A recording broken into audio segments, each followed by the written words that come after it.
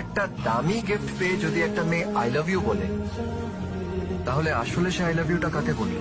ছেলেটাকে নাকি গিফটটাকে? আমি গিফটটাকে বড় করে দেখি না স্যার, মানুষটাকে দেখি।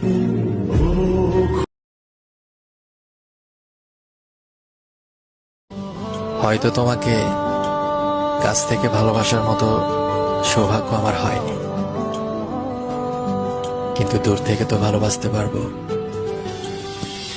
ভালোবাসলাম আমি, কষ্টও পেলাম আমি। তুমি অভিনয় করলে,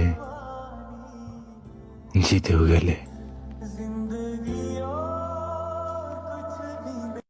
এই প্রোগ্রামের লোকেশন হচ্ছে টাঙ্গাইল সদর। আমরা ভিক্টোরিয়া ফুড জোনে এই প্রোগ্রামটি করেছি। পাশে আপনারা দেখতে পাচ্ছেন এটা একটা সেলফি কর্নার। তো আপনারা যদি এই ধরনের স্টেজ করতে চান, অবশ্যই আমাদের পেজে নক দিতে হবে। ফেসবুক